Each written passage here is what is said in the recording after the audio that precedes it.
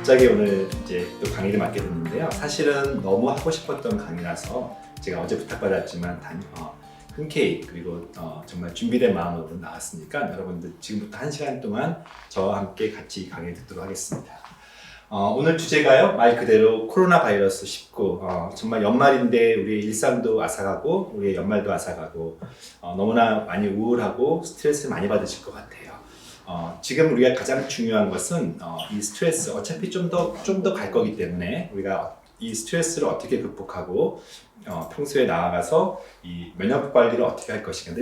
근데 특별히 오늘 강조하는 것은 자율신경이라고 하는 부분이에요. HRV라고 하는 이런 자율신경 검사와 또 자율신경을 증진시키는 방법에 대해서 특별히 오늘은 제가 가지고 있는 많은 데이터들을 보여줄 겁니다. 저를 처음 보시는 분을 위해서 잠깐 제가 소개를 하면은요, 저는 강남 메이저 병원, 이런 병원이 있었나 싶을 텐데요. 예전에 미지메디 병원 좀 들어보신 적 있을 거예요. 대치동에 있는 강남 미지메디 병원에 현재 헬시 에이징, 말 그대로 건강한 노화를 책임지는 저는 가정의학과 전문입니다. 예전에 지난번 시간에는 저희가 유전체를 가지고 한번 만나뵌 적이 있었는데요. 저는 현재 송도에 있는 유전체 바이오 회사인 이원 다이그노믹스에서 또 임원을 맡고 있기도 합니다. 그래서 유전체와 기능의학 중심으로 늘 강의도 하고 특별히 진료를 하게 되는데 오늘 그런 경험들을 함께 나누고자 합니다.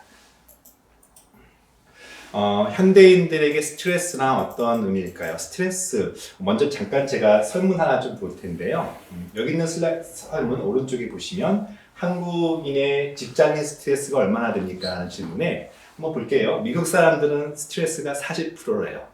헐. 자, 일본 사람들 그래요. 좀 비슷한 일본 사람들은 61%래요. 우리가 일본한테 질 수는 없죠. 뭐든지 1등 해야죠. 자, 한국 사람들은 무려 95%가 직장 생활하면서 스트레스를 받는데, 저는 이 데이터 보고 깜짝 놀랐어요. 여러분들 깜짝 놀라지 않아요? 근데 제가 깜짝 놀란 지점은 뭐냐면 도대체 스트레스를 안 받는 저 5%는 뭐지? 할 정도로 직장인이라면, 사실 직장 안 다니신 분들이라도, 주부들이라도 일상 가운데 특히 대한민국에서 살면서 이런 경쟁적인 곳에서는 스트레스가 굉장히 정말 화두죠, 화두. 그래서 오늘은 스트레스가 어떻게 면역을 떨어뜨리는지 그리고 그것을 극복하려면 우리가 어떻게 할지 말씀드리는데, 여러분들은 어떤 부분에서 가장 스트레스 많이 받으세요? 역시 같은 설문에서는 그러니까 이제 직장인들은 어쨌든 일이 많아서 스트레스, 요즘 같은 코로나 시기에는 일이 없어서 스트레스. 하여튼 일은 우리 일상 가운데 우리의 정체성이면서 또 가장 많은 대인관계가 집중적으로 이루어지는 곳이기 때문에 일터에서 스트레스가 제일 커요. 두 번째, 관계. 예를 들면은 시부모님과의 관계, 그리고 가족 가운데 관계, 또는 근데 제일 힘든 관계는 일터에서의 관계예요. 늘 어쩔 수 없이 나가는 그 직장에서 상사, 요즘은 또 아래 직원들하고 갈등 관계가 있는 상사들도 꽤 많아요. 일 속에서의 스트레스, 관계 속에서 스트레스가 등등이 있겠죠. 하나씩 쭉 볼게요. 제가 슬라이드 한번 만들어 봤는데요. 생애 전주기, 우리가 태어나서부터 나이가 들어서 90 넘어서 이제는 돌아가실 때까지 생애 전주기가 스트레스인 것 같아요.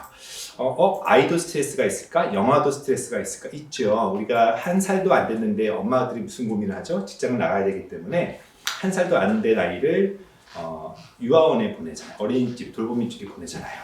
1살도 안 돼서 엄마 품속에서 평안함을 느끼는 그 아이가 갑자기 엄마 얼굴과 다른 사람들 속에 뒤엉켜서 또 비슷한 또래 아이들과 경쟁적으로 서로 악소리 내면서 우려대는 흔히 이것을 정신의학적으로는 separation anxiety, 이별 불안이라고 해요. 엄마로부터 떨어지는 그 불안이 우리에게 굉장히 크기 때문에 그때부터 굉장히 큰 아이가 스트레스 받고 트라우마를 겪는 거예요.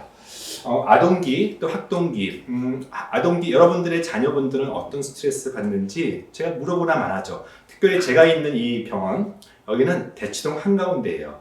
얼마 전에 제가 뉴스 보고서 깜짝 놀랐어요. 이 근처에 학원 선생님들이 무려 3,500명이 있다는 거예요. 이분들 대상으로 코로나 검사를 한다고 3,500명의 학원 선생님들이 있으면 아이들은 얼마나 많을까요? 제가 퇴근쯤에 애들이 오기 때문에 차를 빼기 힘들 정도로 이 대치동이 꽉 막히고 밤 10시 되면은요, 엄마 아빠들이 픽업하느라고 오느라고 이 대치동 일대는 정말 전쟁터가 돼요. 정말 많은 줄들이 서 있는데 학부모들이 먼저 와서 특정 강의를 듣기 위해서 줄 서는 곳이에요. 대치동이 어쩌면은 우리나라에서 스트레스가 가장 많은 곳이죠. 학생들은요, 학업 스트레스. 그게 아닌 것 같으면서도 공부 잘하는 애나 못하는 애나 학업으로 평가받는 이 세상에서 자기 성적에 대한 스트레스 정말 우리 때보다 훨씬 높을 것이고요. 외모 스트레스, 어떤 외모 지상주의이기 때문에 아이들, 특히 여자아이들, 남자아이도 마찬가지예요. 그리고 왕따 문제, 코로나 바이러스 때문에 그나마 학교 왕따가 좀 좋아진 것은 좀 좋다고 할 정도로, 아이러니할 정도로 아이들한테는 스트레스, 우울. 오늘은 제가 청소년 얘기를 안 할 텐데 하여튼 그런 스트레스가 있어요. 청년기, 여러분들의 자녀 중에 청년기를 경험하는 20, 30대 어떤 스트레스가 많을까요?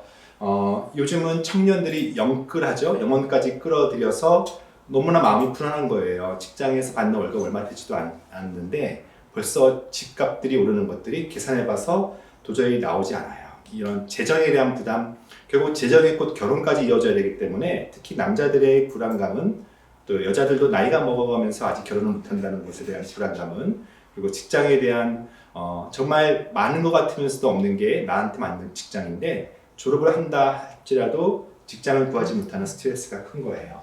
청년기를 지나서 저희 같은 40, 50대의 장년기는 어떤 스트레스? 어쩌면 스트레스가 가장 많은 시기예요.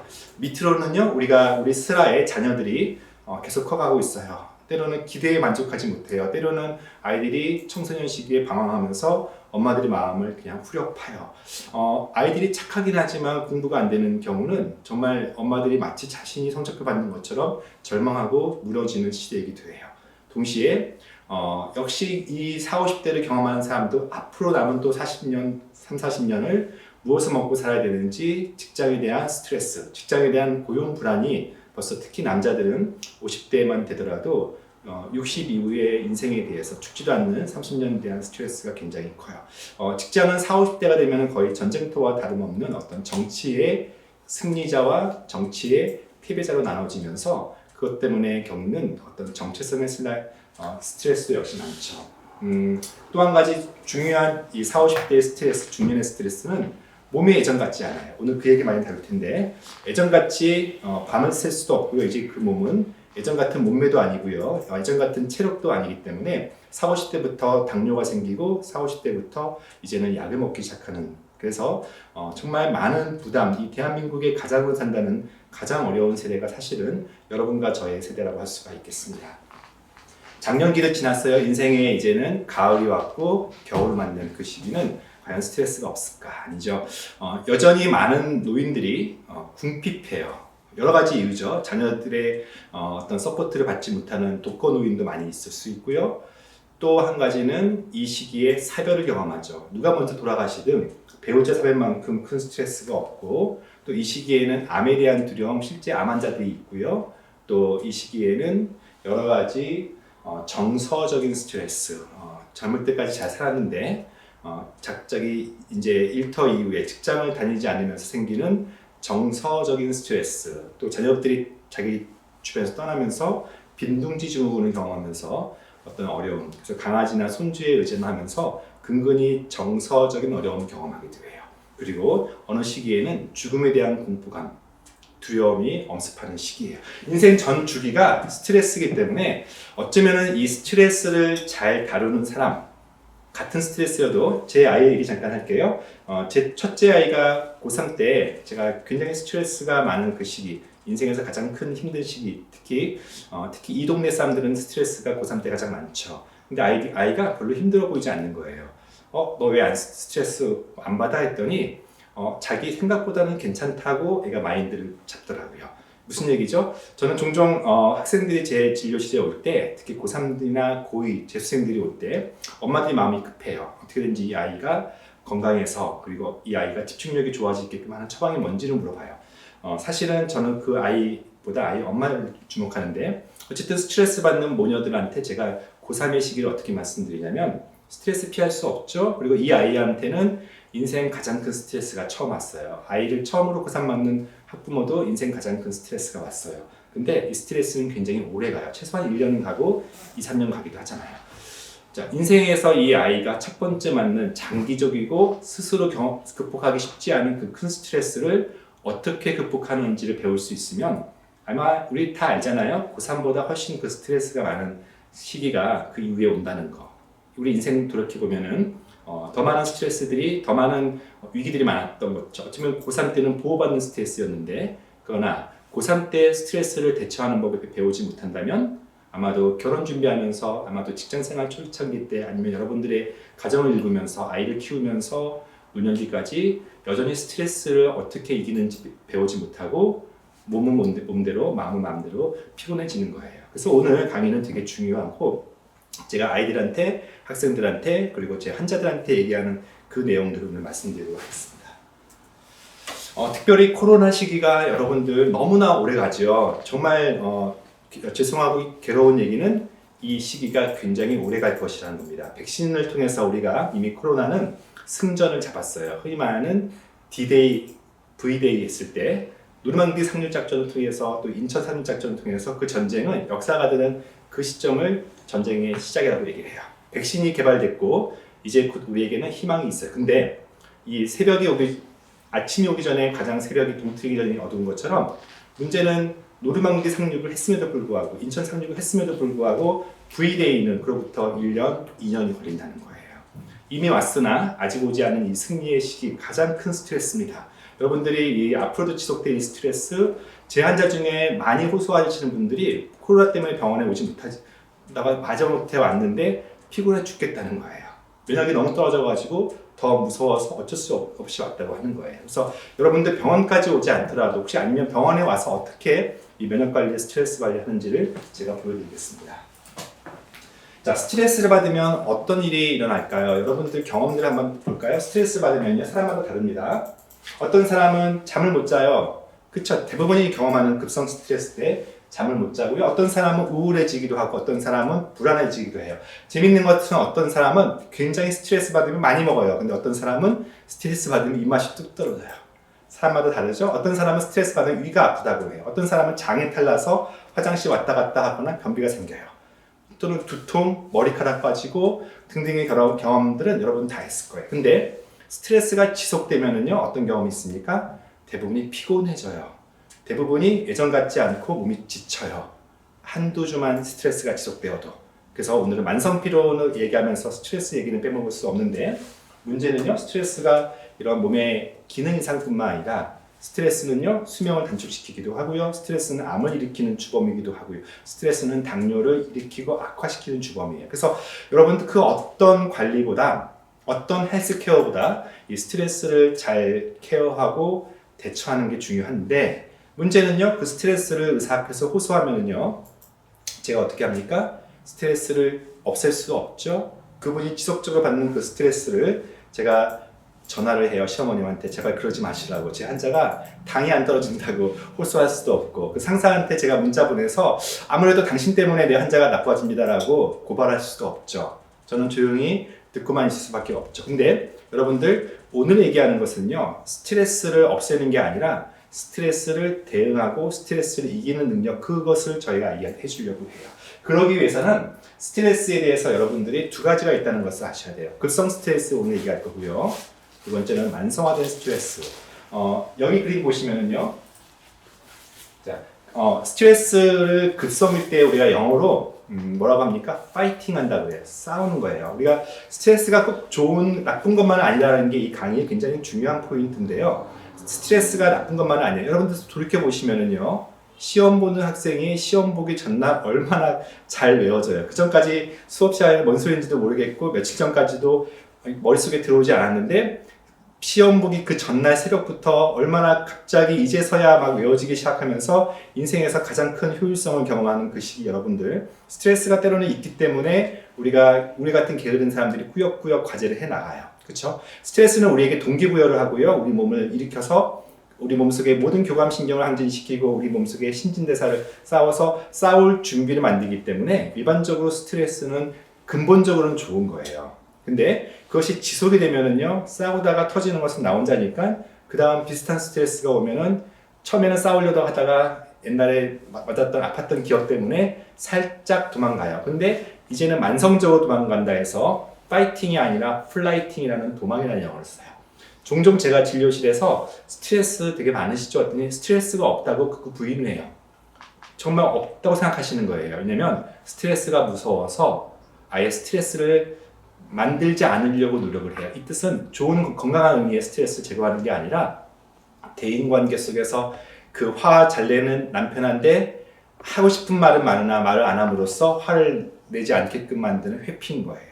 시어머니한테 찾아가지 않음으로써 스트레스가 없다고 믿는 거지만 내면 속에서 잠을 잘 때는 그 스트레스가 생기면서 잠을 못 자게 만들어서 결국은 이기는 게 아니에요. 그래서 더 중요한 것은 제가 스트레스를 제거할 수 없지만 스트레스를 이기는 능력, 스트레스를 저항하는 그 저항 능력, 그건 실제 존재하는 건데 그것이 무엇인지 말씀드리겠습니다.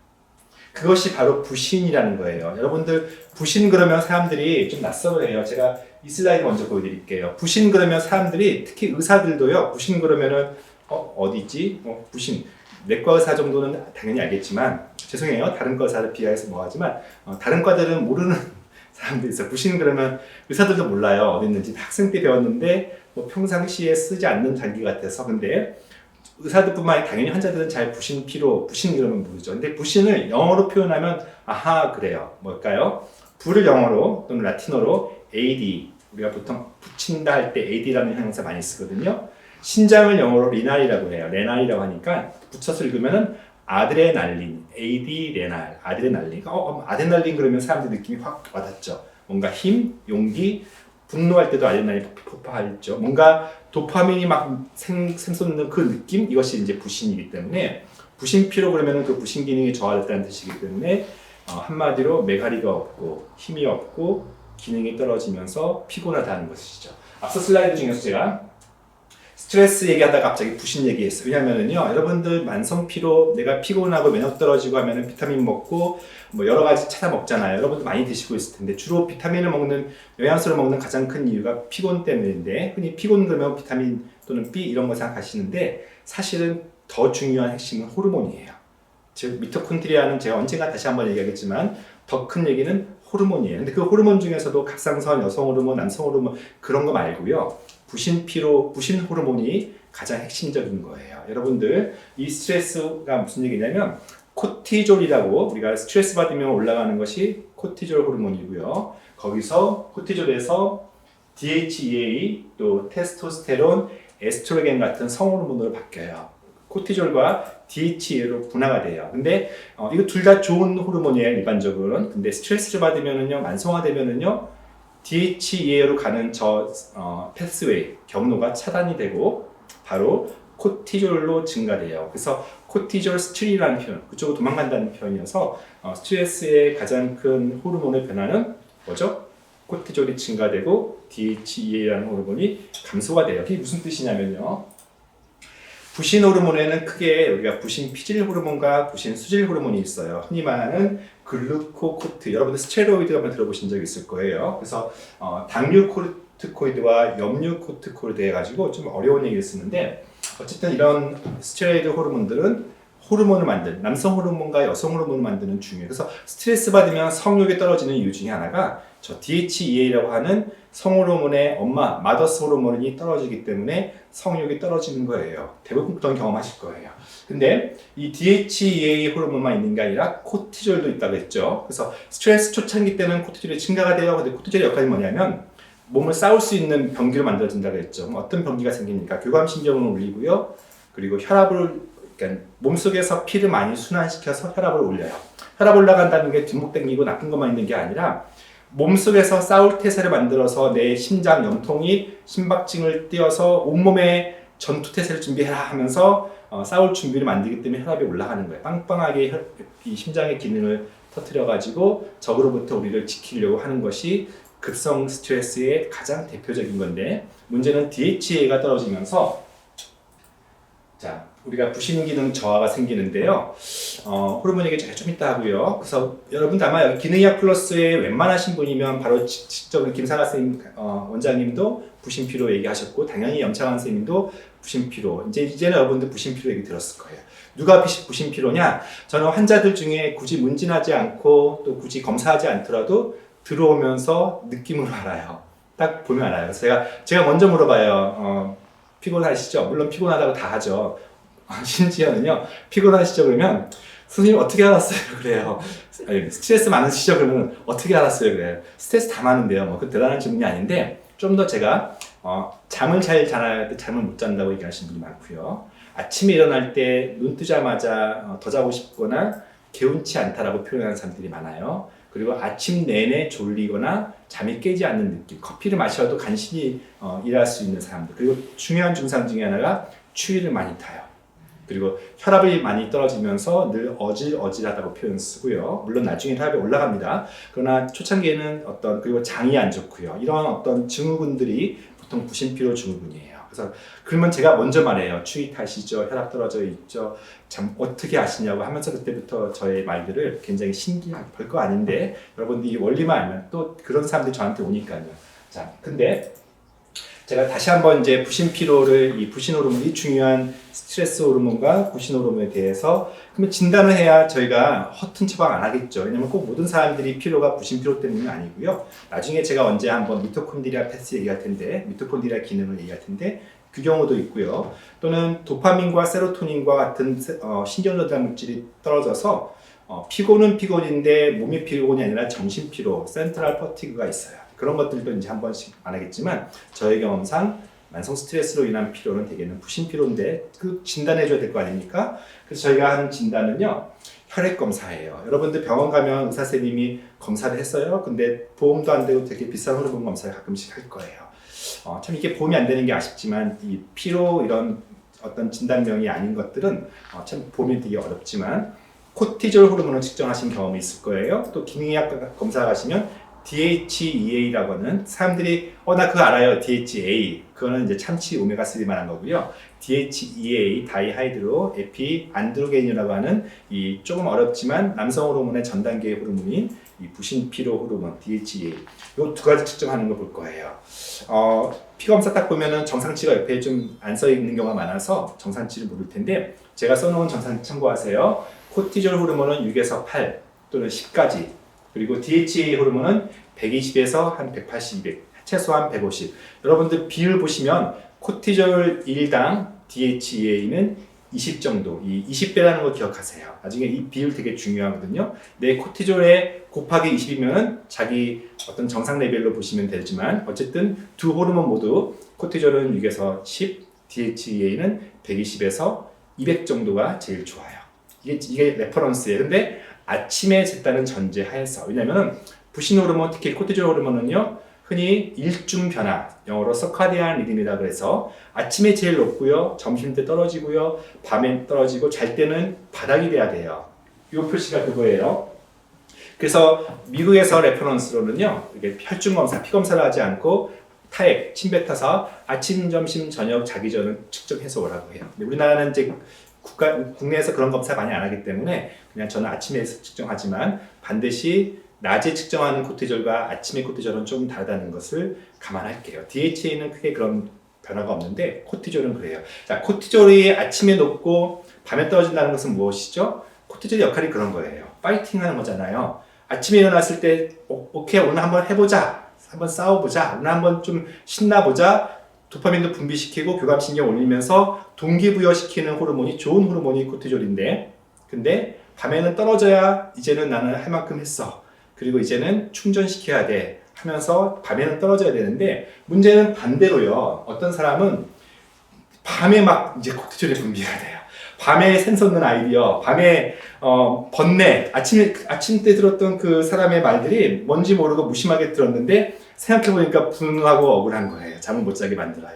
번뇌, 그리고 아침에 일어났을 때 코티졸이 바닥인 거예요. 밤새 높더니 잠 못 자게 하더니 실제 일할 때, 실제 사람들 만날 때는 낮은 코티졸 때문에 싸울 힘이 없어서 역전되는 경우가 많아요. 그래서 저는 이런 부신 역전, 부신 탈진 이런 것 중요한데 자, 한 번만 더 제가 이 그래프는 많이 방송에서도 많이 나왔고 저도 몸신에서 한번 이 부신 피로 할 때 이 슬라이드를 쓴 적이 있었습니다. 다시요.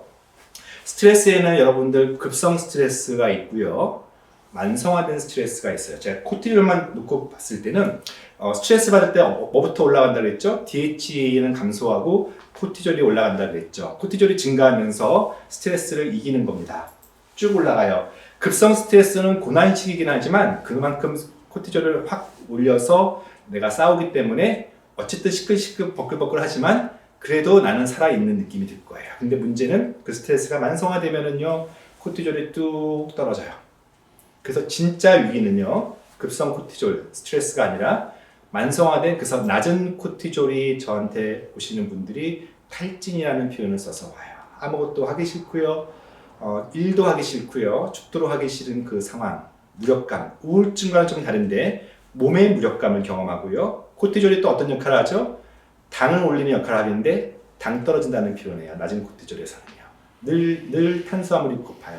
탄수화물은 또 그만큼 빨리 회복시키는 뭔가 속이는 기능이 있기 때문에 코티졸 떨어지면 어떤 역할을 하죠? 혈압이 이제는 올라가는 게 아니라 낮은 혈압을 유지하면서 코티졸은 열을 올리는 역할을 하는데 낮은 코티졸이기 때문에 추위를 만성적으로 타요.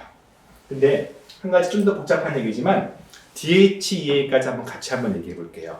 여러분들 코티졸이 증가돼도 DHEA가 같이 올라가면 문제 없어요. 즉 가장 좋은 시기는 코티졸과 DHEA가 정상 레벨 얼마나 그랬죠? 코티졸이 6에서 8 또는 6에서 10 한 8 정도가 좋아요. DHEA는 곱하기 20 150, 160이 좋아요. 근데 싸우는 시기에는요, 왕성한 시기는 내가 아이디어 많고 뭔가 의욕 충만한 20, 30대는요 코티졸과 DHEA가 다 같이 올라가요. 그래서 코티졸이 한 12 또는 막 18까지 있어요. 2배까지 올라가요. DHEA 괜찮아요. 충분히 올라가요. 200, 300까지 올라가서 싸울 준비 그냥 만렙이 되는 거예요. 근데 싸우다가 지치는 건 자기고요. 나이가 들면은 결국은 지혜가 생기죠. 도망가는 게 최고다. 그러면서 뭐부터 떨어진다고요? 코티졸은 더 올라가요. 근데 DHEA라는 호르몬이 감소해서 저기 보면 A3라고 하죠. A3 시기가 돼요. 무슨 시기죠? 코티졸은 그래요. 어느 정도 유지가 돼요. 근데 뭐가 떨어집니까? DHEA 호르몬이 떨어지기 때문에 생기는 부신 피로가 생기기 시작하고요. DHEA 호르몬은 성호르몬으로 간다 그랬죠? 성욕이 떨어지면서 DHEA가 떨어지기 때문에 몸이 푸석해지면서 싸우는 능력, 즉 스트레스를 이기는 능력이 뚝 떨어지는 게 코티졸은 증가되어 있거나 정상인데 DHEA만 감소되어 있는 환자, 저한테 오시는 대다수 환자가 저기 환자예요. 근데 더 만성화되면은요, 이제는 부신 고갈기 시기가 되면서 코티졸만큼 떨어져서 C단계, 낮은 코티졸, 낮은 DHEA. 저는요, 코티졸이 0점대인 사람도 봤어요. DHEA 10점대인 사람도 봤어요. 각각 10, 150이 제일 좋은 정상인데 코티졸이 0점대, DHEA. 완전 고갈돼서 오시는 분이에요. 가끔씩 여러분들 데이터 중에 2단계를 보실 수가 있습니다. 코티졸은 굉장히 낮아요. 그래 이건 무조건 만성피로예요. 코티졸 낮으면 무조건 만성피로인데 DHEA는 쓸데없이 높아요. 막 350만이래요. 의사들 되게 당황스러워합니다. DHEA 먹고 있는 거 아니야? 이렇게 물어보는 경우인데 아니 처음 들어봤대요. 이런 경우는 여러분들 참고하세요. 우울증인 경우가 있어요. 제가 그런 부분들을 이제 하나씩 케이스 말씀을 드릴게요. 머리카락 미네랄 검사를 하면은 중금속을 보는 게 가장 큰 목적인데요. 생뚱맞는 얘기를 들으실 거예요. 갑자기 머리카락을 자르더니 2주 뒤에 오세요 그러더니 그랬더니 뭔가 이렇게 막대 그래프 보면서 갑자기 의사 선생님이 되게 진지하게 부신피로입니다 라고 하는데 저게 어디서 부신피로 이렇게 얘기할 거예요. 무슨 얘기죠? 특별히 여러분들 이거 좀 익숙하신 분들은 알 거예요. 나트륨 마그네슘 비율이 2에서 4 정도가 제일 좋은 정상인데 제 환자들 중에 주로 만성피로에 머리카락 검사하면은 나트륨과 마그네슘 비율, 나트륨과 마그네슘 비율이 1도 안 돼요. 0점대. 2 미치면 부신피로라고 정의해요. 여기에서 굉장히 많은 비율 가지고 갑상선 기능 저하나 또는 당뇨가 안 좋다는 이런 것들도 얘기할 수 있지만 그 중에 부신피로 지표가 나트륨 마그네슘 비율이라고 하면서 갑자기 의사가 되게 진지하게 부신피로 얘기를 해요. 근데 사실 나트륨은 떨어져 있고 마그네슘은 높은 경우 그런 경우를 말하는데 제가 좀 더 말씀드리면 여러분들 미네랄 검사 중에 칼슘, 마그네슘, 나트륨, 칼륨이라고 하는 이 4대 미네랄 가지고 비율 가지고 보통 만성피로, 부신피로, 빠른 대사, 느린 대사 이런 얘기를 하는데 두 가지 타입이 있어요. 어떤 타입이죠? 패스트 타입은요. 칼슘보다 마그네슘보다 나트륨과 칼륨이라는 것이 증가되어 있는 경우. 그리고 슬로우 타입은 여러분도 아마 대부분 해당되실 텐데 칼슘과 마그네슘은 증가되어 있고 나트륨, 칼륨은 감소되어 있는 경우. 물론 이 조합에 따라서 다 같이 증가, 다 같이 감소 또는 이렇게 지그재그도 있지만 이 두 가지 경우가 제일 많아요. 빠른 대사가 무슨 얘기죠? 여러분들 꼬맹이들 보면 알아요. 요즘 애들은 좀 스트레스가 많아서 그렇지 않지만 저희 때의 꼬맹이들은요. 지칠 줄 모르죠. 막 밤새 놀아도 밖에서 하루 종일 놀아도 와서 또 놀고 싶고 또 튀어나가고 먹었는데 얼마 안 됐는데 배고프다고 하고 가장 부러운 그 빠른 대사 여러분들 느린 대사이신 분들 그러나 이제는 고3들도 고2들도 중학생들도 느린 대사로 바뀌던데요. 저는 청소년들의 만성 피로 검사는 모발 미네랄 검사로 해요. 피 검사를 하면은 결과가 다 정상 나오고요.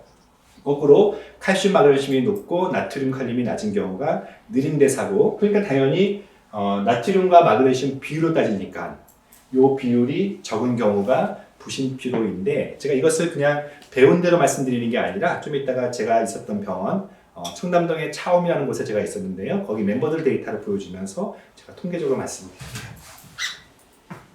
바로 이 경우에요. 제가 데이터를 지금 다 공개하지 못하지만 저희 멤버들 328명의 머리카락 검사, 호르몬 검사, 자율신경 검사, 또 타액 호르몬 검사 등등을 제가 또 소변 유기성 검사를 몇 년치를 분석해서 약 한 24만 건의 데이터를 가지고 제가 통계를 내서 논문을 한 3편 정도 냈었는데요.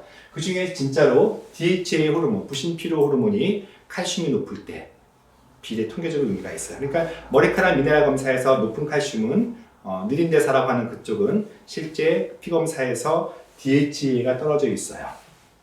그리고 여러분 가끔씩 머리카락에서 굴이 높은 경우 보실 수 있을 거예요. DHA가 떨어져 있어요. 그래서 칼슘이 높고 구리가 높으면은 100% 뭐죠? DHA가 낮은 즉 부신피로라고 보시면 돼요. 특별히 구리는요, 되게 감정 기복이 많은 사람들이 구리가 높은 경우가 많습니다. 참고하세요. 머리카락 검사에서 갑상선 호르몬을 본다 이런 얘기. 피 검사에서는 갑상선 기능 저하가 아닌데 T3를 봐도 괜찮은데 모발 미네랄 검사에서 봤더니 의사가 갑상선 저하 얘기를 하잖아요. 그게 바로 구리가 높고 또 칼슘 칼륨 비율이 높았는데 제 데이터에서 T4 말고요. 우리 몸에서 쓰이는 T3가 떨어져 있는 경우가 데이터에서 나왔어요. 그러니까 제가 데이터 분석을 해보니까 실제 모발 미네랄 검사와 호르몬이 일치가 돼요. 여러분들 그냥 믿으시고 머리카락 검사를 통해서 부신 기능 저하 또는 기능적인 갑상선 저하, 추이타고 뭔가 푸석해지는 것들이 머리카락 검사에서 나오긴 해요. 근데 문제는 이런 피 검사가 비보험이기 때문에 한번 검사, 코티졸 DH만 검사하더라도 한 몇만 원 나올 거예요. 머리카락 검사는 10만 원이 넘잖아요. 그래서 결과 나오는데도 당일 나오지 않기 때문에 제가 다른 데이터는 없을까 하다가 오늘 주제 중에 오늘 저희가 강조하는 것 중에 하나가 이제부터 여러분들의 제가 숙제도 드렸었는데요. 자율신경이라고 하는 검사를 통하여서 앞서 말했던 스트레스와 부신피로에 대해서 제가 데이터를 보여드리고 그리고 제 진료실에서 이 자율신경 가지고 어떻게 진료를 하고 어떻게 자율신경을 좋게 하는지 정확히 말하면 어떻게 스트레스와 부신피로를 좋게 하는지 말씀을 드리겠습니다. 여러분들 자율신경 검사 해보신 분이 있고 이게 뭐지 하는 분이 있을 겁니다. 네이버에서 HRB라고 하는 자율신경의 약자입니다 하고 김경철 치시면 블로그 하나 나오는데요. 한 2만 명이 벌써 봤던 블로그예요. 굉장히 자세하게 오늘 강의를 좀 백업할 수 있는 게 있으니까 혹시 놓치시면 그걸 보시면 돼요. HRB라고 합니다. 영어로 한번 해서 죄송한데 저기 끝에 보면 heart, 심장이죠. heart rate, 심장의 박동수예요. 그 다음에 옆에 있는 마지막 V는 뭐죠? variability, 변이라고 하는 거예요. 심장의 박동이 변이가 있다는 얘기가 무슨 얘기죠? 심장 박동이 일정하다는 얘기인가요? 불규칙하다는 얘기인가요? 자, 이용환 선생님, 심장 박동이 불규칙한 게 좋을까요? 아니면 심장 박동이 일정한 게 좋을까요? 일정한 게 좋죠. 자, 부정밀 생각하면 당연히 일정한 게 좋죠. 근데 그거 보려고 하는 검사가 아니에요. 우리가 흔히 말하는 심전도를 봤을 때 자세히 볼 시간이 없었죠. 자세히 보면은 심장 박동수 간에 우리가 흔히 말하는 이거 피크 있죠. R과 R이라고 하는데 그거 자세히 보면은 조금씩 차이가 나요. 1000분의 1초 개념으로 자세히 보면 부정맥은요 1000분의 1초가 아니라 그냥 누가 봐도 불규칙한 걸 말하는 건데 규칙적으로 보이나 자세히 보면은 조금씩 간격의 차이가 있는 거를 볼 수 있는데 자 다시요. 스트레스를 받으면 스트레스에 골몰해지면 그 박동이 일정할까요? 아니면 불규칙할까요? 여러분들 제가 힌트를 드릴게요. 스트레스 진짜 받으면 친구들이 무슨 말을 할 때 여러분 들려요? 스트레스에 지배당하면은요. 집에 가도 그 생각, 회사 가도 그 생각 완전히 지배당하면은요. 희로애락을 경험해요? 멍해지죠. 심장박동 TV에서 아무리 무서운 거 틀어도 멍해요. 아무리 사람들이 재밌다고 깔깔대도 뭐 여러분들 가장 슬펐던 경험, 가장 힘들었던 고통스러웠던 경험 보면은 사람들이 반 정신 나갔을 거예요. 심장이라는 건요, 우리 몸속의 자율신경이라는 것은 생태계와 춤을 춰야 돼요. 기쁠 때 같이 기뻐하고 힘들 때 같이 슬퍼하고 무서울 때 무섭다고 얘기해야 되는데, 즉 심장의 박동은 늘 준비가 되어 있어야 돼요. 평화의 시기와 고통의 시기에 심장은 박동수가 정확히 되는데, 스트레스가 지나면 이 자율신경이 망가지면서 변이가 없어져요. 그래서 자율신경 검사에서 이런 그래프 봤을 텐데, 그 중에 여러 지표 중에 하나가 바로 이 변이 지표가 이거예요. 여러분들 자율신경 3분 동안 앉아있으면 점들이 막 찍힐 거예요. 근데 이제는 여러분들 보시면 점이 한 곳으로 몰려 찍힌다는 얘기는 변이가 없는 거고요. 뿌려져 있으면은 변이가 많아요. 저 개인적으로 제 예전에 처음에 있을 때 스트레스 변이가 가장 심했던 사람, 제가 특정 이름 말 못해요. 지금 감옥 가 있습니다. 넘어갈게요. 그래서 하여튼 스트레스 많은 사람이면 이게 정말 좁아져 있어요. 또 한 가지는 이렇게 그래프로 볼 수도 있지만, 수치로 표현하면은요, 여기 나중에 말씀드리겠지만 RMSSD, SDN이라고 하는 낯선 두 가지 지표인데, SD는 스탠다드 데비에이션, 즉 표준 편차인데, N과 N이라는 것은 심장 박동수, 박동 사이사이의 표준 편차가 적을수록, 즉 변이가 없을수록 스트레스가 많은 거예요.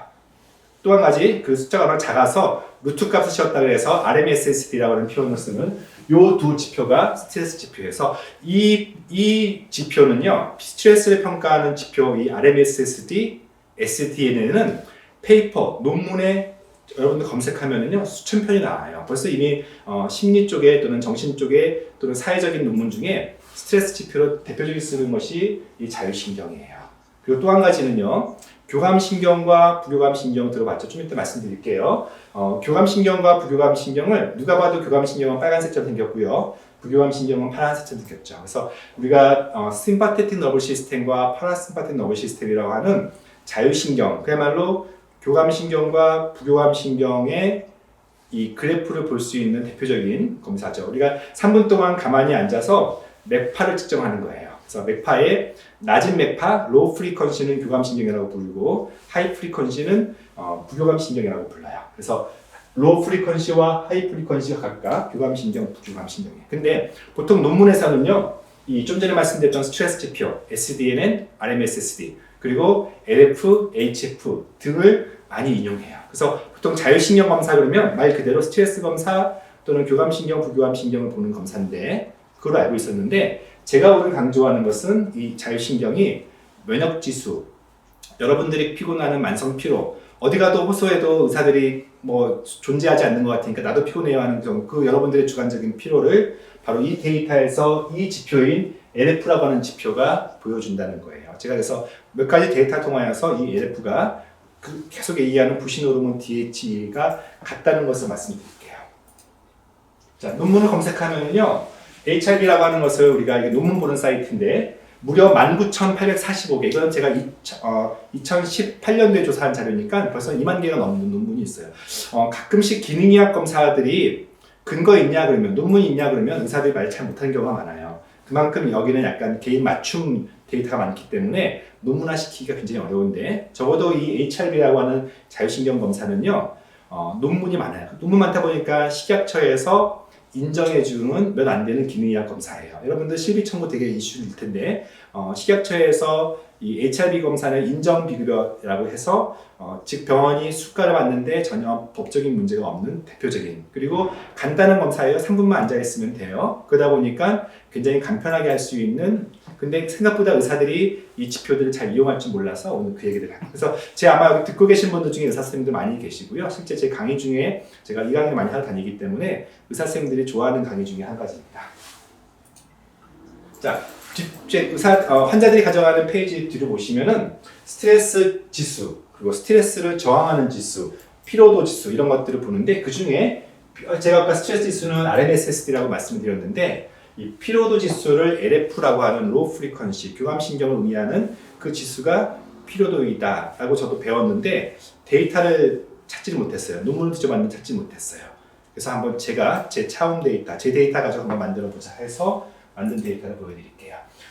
이 자율신경에는 굉장히 많은 지표들이 있어요. 제 네이버에 HRB 김경철 치시면 블로그 하나 나오는데 거기에 이것을 자세히 써놨으니까 어떤 의미가 있는지. 그래서 여러분들 정말 전문가 수준의 우리 카페 회원들 많이 계시더라고요. 그래서 여러분 데이터 오늘 좀 제가 공유해달라고 했는데 이거 참고해서 보시고요. 누가 봐도 건강한 사람의 HRB는요 좌우 밸런스, 교감신경, 부교감신경의 밸런스가 있어요.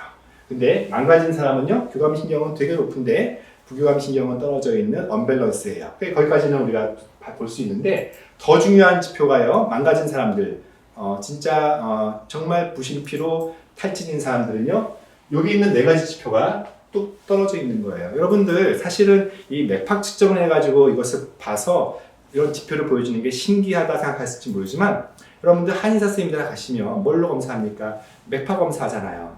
맥진하잖아요. 그리고 이거 가지고 심지어 임신했는지 회음했는지도 알잖아요. 이거 가지고 여러분들의 성격과 사람 체질과 팔 체질도 나눠주잖아요. 그것을 이 프리퀀시라고 하는 파동을 가지고 측정하는 방식으로 구현해내는 데이터들이에요.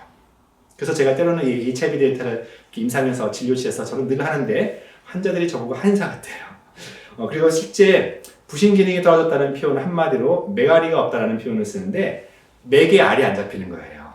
맥이 느리거나 또는 지나치게 빠르거나 이거는 박동수 개념이지만 맥이 팔딱팔딱 뛰는 게 아니라 힘이 없다. 그것이 바로 이런 표현, 부신 기능이 떨어졌을 때 이런 파동 수치가 떨어진 것을 지표로 보여주는 간단한 검사예요. 제가 말했던 것처럼 제가 예전에 있었던 병원 차원 데이터 해가지고 다 집어넣어서 저에 대해 궁금증은 아까 보여준 것처럼 머리카락 미네랄 검사가 부신 피로 호르몬과 또는 갑상선 호르몬과 일치한다는 것도 보여줬지만 오늘은요 좀 전에 부신 호르몬이라는 것을 측정하지 않아도 혹시 자율신경 데이터만 가지고도 그것이 일치할 것인가를 제가 데이터 분석을 한번 해봤어요. 기능의학 시간에 이런 것도 좀 필요합니다. 데이터 좀 어렵지만 자, 이거 무슨 맥인지 잘 모를 거예요. 이거 제가 썼던 논문인데요. 한마디로 부신 호르몬인 코티졸과 DHR 호르몬이 있어요. 그리고 좀 전에 말씀드렸던 자율신경 데이터, SDNN, RMSSD 같은 스트레스 지표, 그다음에 4가지 지표, 토탈 파워, 베리 로우 프리퀀시, 로우 프리퀀시, 하이 프리퀀시라고 하는 아까 그 막대 그래프 4개 있죠. 그 지표가 부신 호르몬인 코티졸과 DHA가 일치하는지를 보여주는 표인데요. 한마디로 말해서 좀 굵게 표시된 것들은 일치해요. 그래서 코티졸과 DHA가 이 지표와 일정하다는 것을 보여주는데 통계를 하다 보면 통계가 여러분들을 속일 수가 있어요. 단순 관계를 보기 때문에 사실은 이 코티졸과 DHA도 그렇고요. 또 여기는 자율신경 데이터도 그렇고요. 나이가 들어가면 들어갈수록 둘 다 떨어지는 지표다 보니까 이게 둘의 관계가 같은 게 아니라 나이 탓 때문에 그럴 수 있거든요. 그래서 통계기법에서는 뭘 우리가 한 가지 더 쓰냐면은 나이가 같다는 전제하에서 호르몬과 자율신경 지표가 일치하는지, 남자 여자가 같다는 전제하에서, 그리고 비만일수록 이 지표들이 움직이기 때문에 비만이 같다는 전제, 이것을 우리가 다중회귀 분석이라고 해요. 좀 어려운 표현을 썼어요. 그랬더니 다중회귀 분석, 다른 것이 다 같다는 전제, 나이 탓이 아니라는 전제하에서 이 부신 호르몬은요, DHA 호르몬은 바로 LF라고 하는 그 지표, 아까 제가 이 뒤에 있는 피로도가 LF야 하면서 이해를 못했어요. 자, 여러분 되게 좀 어려워졌죠? 죄송합니다. 근데 조금만 좀 참고 넘어가시면 이제 제가 임상 얘기를 좀 할게요. 그래서 오늘은 제가 하고 싶은 얘기는 부신 호르몬과 이 자율신경이 일치한다는 것을 보여주는 그런 그래프를 보여주는데 자세히는 제가 하지 않을게요. 제 블로그에 뒷부분에 써 있으니까 참고하시고, 근데 한마디로 여기서 보여주고 싶은 것은 코티졸이 높을 때, 그렇죠? 우리가 급성 스트레스라고 했어요. 코티졸이 높을 때 스트레스 지표도 증가되고요. 코티졸이 낮을 때 스트레스 지표는 감소해요. 근데 여러분들 아까 제가 스트레스 지표가 감소하는 게 만성 스트레스라고 이렇게 했거든요. 그러니까 진짜 스트레스는요, 코티졸이 낮은 단계, 만성 스트레스. 자기는 스트레스라고 생각 안 하지만 낮은 코티졸이고, 그리고 이 RMSSD나 SDN 같은 이 베리어빌리티, 변이 지표가 낮을수록 그 사람은 진짜 스트레스인 거예요. 호소하는 스트레스는요, 어쩌면 잘 살고 있는 거예요. 맨날 싸우고 할 일이 많은 거예요. 근데 진짜 스트레스는 말도 못하고 축 처지는 스트레스, 만성 피로 얘기를 하는 겁니다. 또 한 가지요. 교감신경과 부교감신경의 비율이에요. 그러니까 교감신경이 높을수록 이렇게 보시면 돼요. 높을수록 코티졸은 증가되어 있어요. 교감신경이 낮을수록 여러분들 중에 상당히 처진 부분들은요, 부교감신경 우세일 수 있는데 코티졸이 낮아요. 그래서 교감신경과 부교감신경의 비율 그 차이 가지고도 우리가 급성 스트레스인지 만성 스트레스인지를 볼 수 있고요. 제가 이 슬라이드는 너무 끔찍한 슬라이드인데 자세히 볼 필요 없어요. 자율신경 가지고요. 자율신경 가지고 아까 제가 코티졸과 DHA의 이런 스트레스의 어떤 진행도를 보여줬던 것처럼 자율신경 데이터만 가지고도 저는요 어떤 지표를 가지고 예를 들면 이런 거예요. 여러분들 제가 AF라고 하는 지표가 만성피로 지표라고 했죠. 자, 급성 스트레스 때는 이게 346이에요. 저는 LF라고 하는 자율신경 데이터만 보더라도 100이 안 돼 그러면 만성피로라 얘기하거든요. 346 오케이 자기는 급성 스트레스지만 잘 대응하고 있어. DHA 충분할 거야. 높은 DHA를 가지고 실제 있었고 이 만성피로 지표가 346에서 스트레스가 진행됐더니 211, 146, 123, 95로 제가 스트레스가 100, 이 LF라는 지표가 100이 안 되면은 막대 그래프가 정상치보다 떨어져 있으면은 만성피로라고 얘기하거든요. 그래서 제가 이 검사 통해서 우리가 아침에 일찍 와서 피 검사하는 코티졸과 DHA를 하지 않아도 자율신경 데이터만 가지고도 당신은 스트레스에 또는 만성피로의 어떤 상태인지를 평가할 수 있다는 거예요. 제가 지금부터 이제 한번 예제를 들어볼게요. 지금까지 좀 어려웠으니까 좀 죄송합니다만 지금부터는 이제 임상 얘기를 하겠습니다. 42세 남자가 오셨어요. 봤더니 피검사가 코티졸과 DHEA가 7.94에서 305. 이제 좀 여러분들 감이 오시죠? 코티졸은 한 10 정도가 6에서 10 정도가 좋고요. DHA는 200이 제일 좋아요. 근데 멈춰요. 스트레스 호르몬 괜찮아요. 뭐 문제 없어요. DHA 넘치니까 이 정도 괜찮은 거예요. 근데 자율신경 데이터도 정상치보다 다 높아요. 퍼져 있어요. 스트레스 지표도 괜찮아요. 스트레스 없고 잘 사시는 멋진 교수님이셨어요. 근데 1년 만에 왔더니요. 코티졸이 2.67 그리고 DHEA가 139 1년 전에 비해서 각각 3분의 1밖에 안 돼요. 그리고 또 한 가지 자율신경에서 이것이 떨어져 있기 시작하면서 이 지표들이 그리고 교감신경, 부교감신경의 밸런스가 깨졌죠. 원래 좀 교감신경 우세지만 그래서 이런 경우를 제가 탈진이라고 해요. 무슨 일이 있었냐? 멀쩡하던 이분이 이혼 준비 중이셨어요. 인생에서 가장 큰 스트레스를 받는 시기에 이 호르몬도 떨어져 있고요. 또 자율신경도 떨어졌다는 것을 보여주는 거예요. 반대의 경우입니다. 제 환자 중에 피곤해 죽겠어요. 제가 코티졸 0점대에 있다고 그랬죠? 코티졸이 0.75, 0.70, DHEA가 12점. 그러니까 각각 6에서 8 정도가 정상이고 120 정도가 좋은데 10분의 1밖에 안 되는 거예요. 낮은 코티졸, 낮은 DHA. 이런 경우는 단순히 부신 피로가 아니라 병일 수도 있어요. 부신 기능 저하증일 수도 있어요. 에디슨 증후군 같은 그런 병일 수도 있지만 어쨌든 그냥 피곤하고 어지럽고 걷기도 힘들다고 하는 펑션이 떨어져서 저한테 왔는데요. 그럼 제가 열심히 치료했겠죠? 치료는 좀 이따 말씀드릴게요. 그랬더니 코티졸과 DHA가 4.34, 250으로 크게 거의 한 10배 정도 증가했어요. 그리고 무엇보다 이 자율신경 떨어져 있던 것이 증가되는 경우를 볼 수 있어요. 그러니까 여러분들 내가 피곤해요 그러면 의사가 알아줘야 기쁠 텐데 피곤해 그러면 의사들이 나도 피곤해요 이런 얘기 듣거나 아니면 맨날 하는 피검사 있어요. 갑상선 호르몬, 간 수치 그것만 하지 말고 자율신경 검사나 부신 호르몬 높이면 그분을 이해하게 되는 거. 정말 피곤하셨군요. 제가 자율신경 금방 결과 나오니까 이것만 보더라도 정말 힘드셨겠군요 말씀드리면 환자가 너무 감동해요. 어디 가서도 내가 남편도 심지어 자식도 맨날 엄살 부린다고 했던 그것을 실제 피곤하셨군요 위로해드리고 탈진에 대해서 안타까워하는 의사의 모습을 좋아하실 정도로 제가 이걸 보여드려요. 한 달 사이에 좋아지는 것들을 보여줍니다. 말씀드렸죠? 이 자율신경이 뚝 떨어져 있어요. 그리고 제가 치료를 시작했습니다. 잠을 잘 자게 해줬고 도파민을 올렸고 코티졸, DHA 오르는 영양제를 줬어요. 그랬더니 회복됐어요. 그리고 불과 한 달 사이에 자율신경이 정상으로 됐어요. 스트레스 레벨은요. 제가 좁을수록 스트레스가 많다고 했는데 한 달 사이에 넓어지면서 어떤 치료를 받았겠죠. 우울증을 치료받기도 했었고 또는 부신 피로를 회복시키는 주사제나 영양제를 주면서 환자가 원기 회복이 됐어요. 이 메디코아에서 나오는 이 자율신경 검사의 의사용을 보면은 이렇게 썸머리가 될 수 있는 데이터가 있는데 보세요.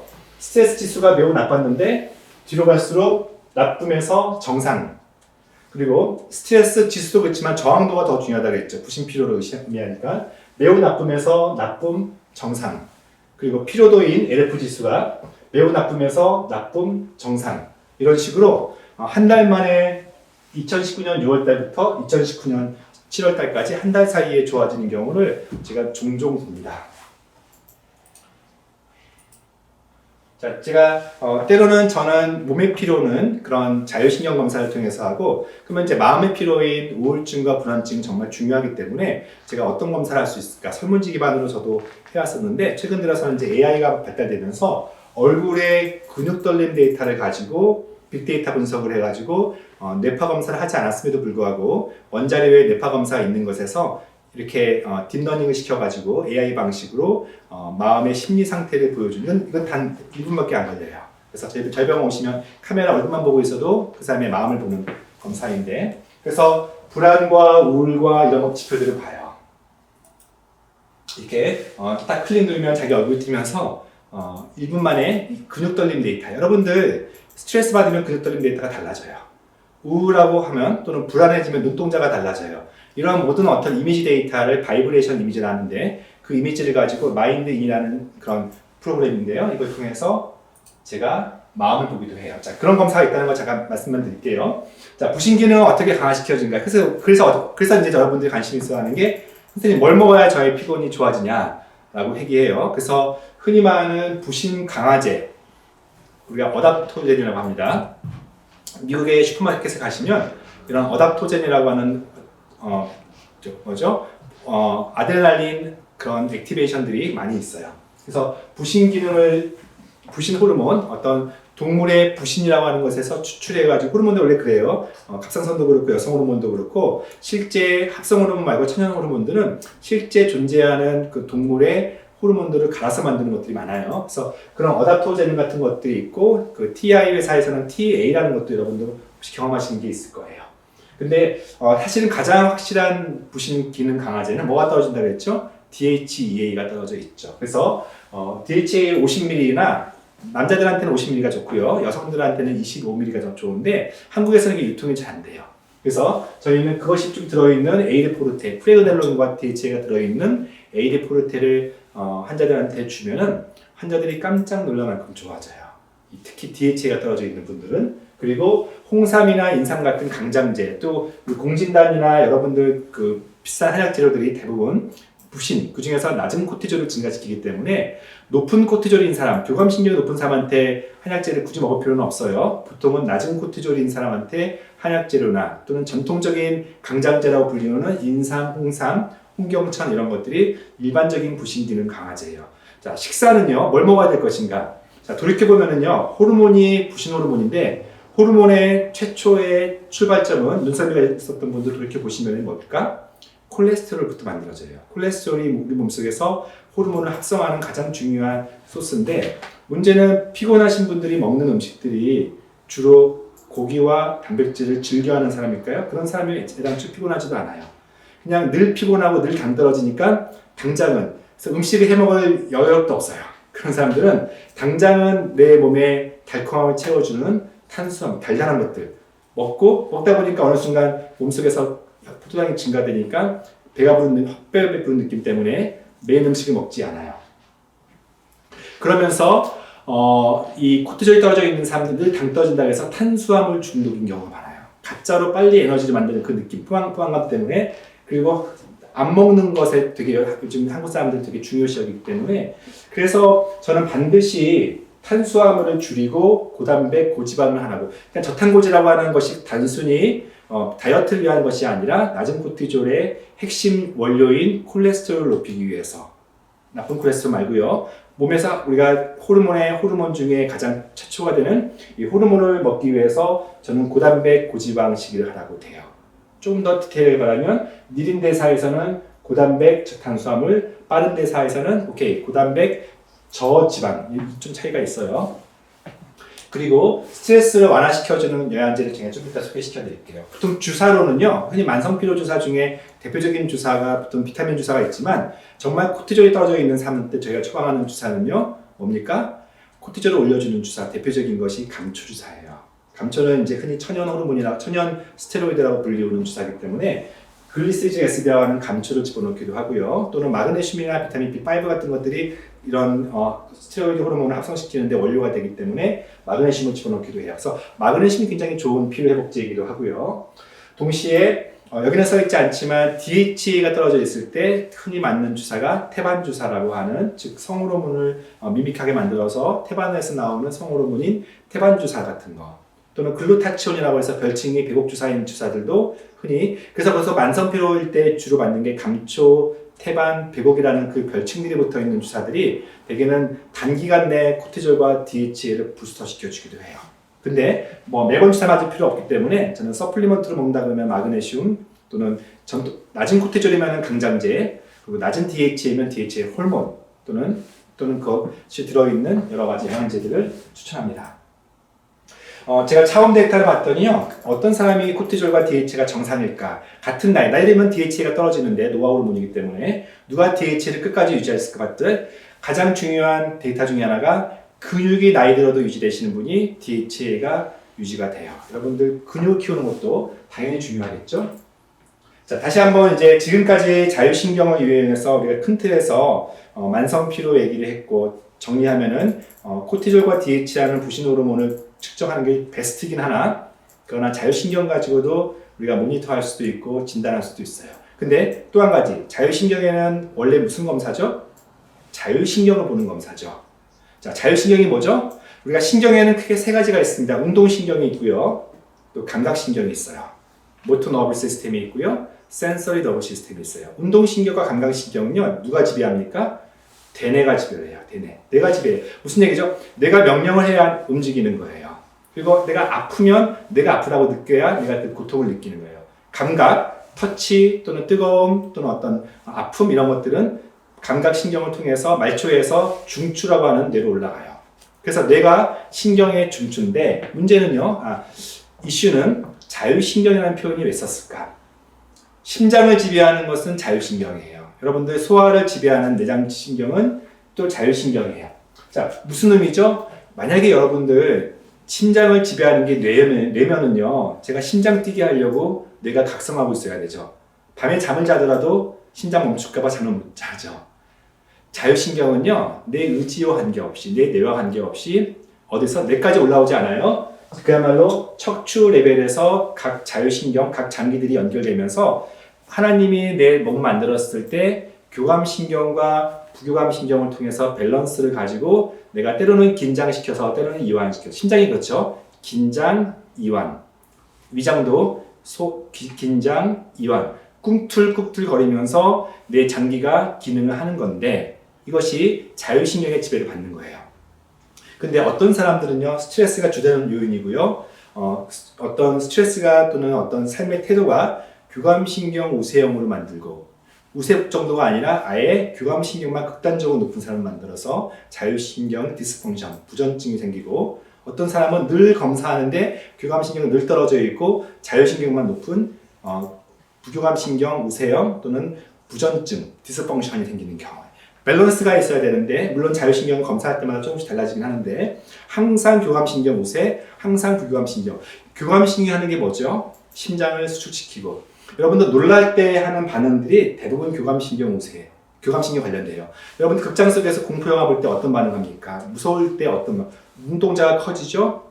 최대한 우리가 무서운 걸로부터 자신을 방어하기 위해서 교감신경이 활성화되는데, 그쵸? 넓게 보기 위해서 눈동자가 커져요. 고양이 눈처럼.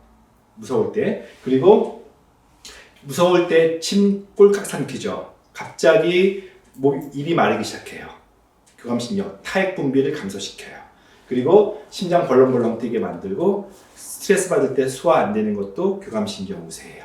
여러분들 가끔씩 다이어트 약 주세요 그러면 의사가 뭘 처방합니까? 펜터민, 아디펙스 같은 약을 주거나, 아니면 한약방 가서 약을 먹었는데 심장이 두근거린다 그래요. 그리고 잠을 못 자고 입이 마르다고 해요. 이 모든 것이 교감신경을 높이는 약들이에요. 왜냐하면 왜 비만 치료인데 교감신경을 높입니까? 신진대사를 빠르게 해가지고, 느린 대사였던 여러분들을 신진대사를 빠르게 해서 아이들처럼 만들어가지고 조금만 움직여도 빨리 지방을 태우고, 그쵸? 그렇게 만들려고 하는 거예요. 교감신경은 근데 기억하세요. 부교감신경이 일반적으로 장기를 이완시키는데, 부교감신경 중에 장기를 수축시키는 게 딱 두 가지가 있어요. 그 중에 하나가 기관지고요, 하나가 방광이에요. 그래서 여러분들은 굳이 기전까지 아실 필요 없지만 기관지가 자꾸 안 좋아서 막 가래가 나오거나 자꾸 컹컹대는 기관지 마치 기침처럼 나는 기관지 자극하는 사람들은 흔히 또는 천식인 사람들은 우리가 이렇게 흡입제를 쓸 거예요. 흡입시켜가지고 기관지를 확장시킬 때 그때 쓰는 것이 부교감 신경을 자극시키고 교감 신경을 억제하는 약들을 써요. 그리고 보통 베타 아고니스트라고 해요. 또 한 가지 방광이 차지도 않았음에도 불구하고 쉽게 소변 누르고 싶은 그 무엇 때 그때 쓰는 것들이 부교감 신경을 자극시키고 교감 신경을 억제하는 약들을 써요. 비뇨기과와 이 천식계통의 호흡기 내과만 반대고요. 나머지 모든 장기는 교감 신경이 증가시키고 긴장시키고 부교감 신경이 이완시키는데, 자, 여러분들 지금부터 이제 좀 한 커플 더 들어갑니다. 만성 피로고 잠 못 자고 해서 의사 선생님이 주사 놔주고 약 줬는데 완전히 뒤집어지시는 분이 있어요. 제 케이스를 보여드릴게요. 자, 이 사람의 주된 주소, 그러니까 치 컴플레인 병원에 온 이유는요, 만성 스트레스, 불면, 갱년기 우울증, 뭔가 피로감을 느끼면서 왔어요. 자, 검사하지 않고 그동안 병원에서 주사만 맞으면 더 힘들어지신 분이에요. 흔히 힘나는 주사 맞았는데 혈압 올라가고 머리 뒷골 땡기고 가슴 두근거리는 사람들, 뭔가 강장제 먹었는데 홍삼 먹었는데 더 힘들어지는 사람이었어요. 알고 보니까 검사했더니 타이코 호르몬으로 부신 호르몬이 떨어진 게 아니라 지나치게 높아져 있고요. 그리고 교감신경과 부교감신경의 비율이 굉장히 높지요. 그런데 더 중요한 것은 우리가 만성피로 지표인 이 지표들이 증가되어 있어요. 이분은 절대 뭐가 아닙니까? 부신피로가 아니었어요. 근데 대부분의 주사, 마그네슘, 비타민 B 또는 감초주사 또는 태반주사 같은 것들이 탈진 사람들을 위해서 쓰는 주사인데 이분은 이거 맞고 혈압 더 올라가면서 잠을 못 주무시는 분. 이분은 뭐가 문제입니까? 갱년기 때문에 문제였어요. 그리고 기본적으로 교감신경이 높은 게 문제였어요. 그래서 이분에게 핵심적인 치료는 강장제를 주는 것이 아니라 잠을 잘 자게 해줘서 신경 안정을 처방해가지고 잠을 잘 자고 갱년기 호르몬을 처방해가지고 환자를 편하게 자고 그리고 늘 교감신경이 높기 때문에 늘 긴장하는 삶을 이완시키는 방식으로 치료했어야 되는데 그냥 만성피로입니다 했더니 잠 못 잔다는 이유 때문에 필요한 부분들을 간과하고 그냥 주사제만 준 우려 범한 경우예요. 자, 두 번째는요. 언뜻 봐서 교감신경 우세처럼 보이는 사람이었는데요. 자, 또 착각하기 쉬운 게, 그러면 교감신경 우세는 늘 건강하고 늘 긴장하고 그래서 나는 에너지 넘치니까 이런 주사제가 필요 없냐? 그게 아니에요.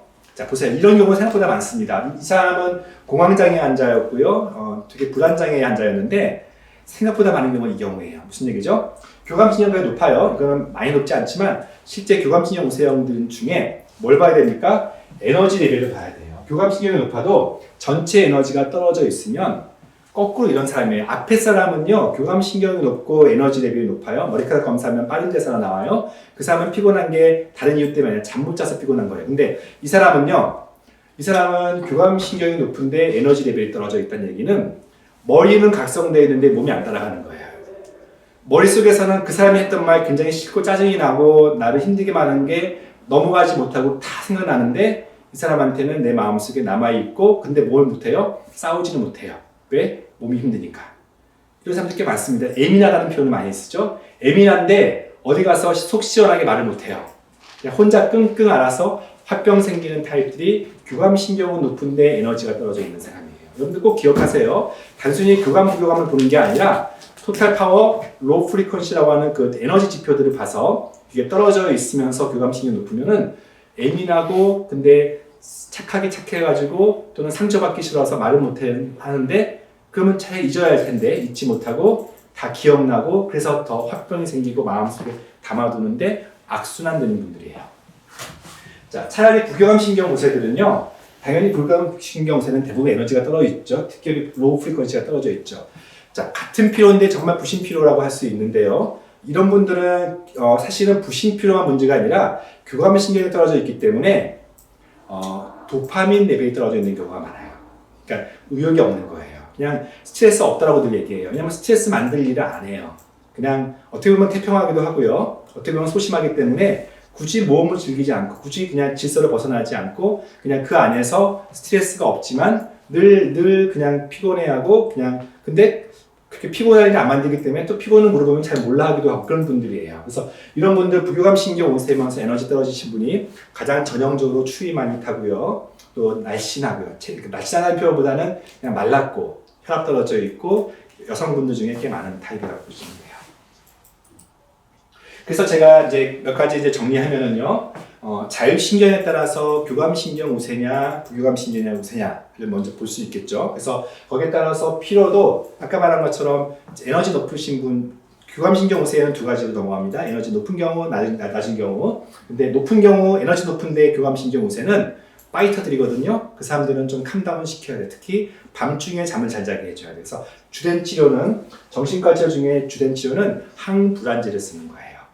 반대로 부교감신경 우세의 정신과적 증상은 늘 긴장보다는 우울감, 무력감이기 때문에 도파민을 올리고 세로토닌을 올리는 방식으로 치료를 해요.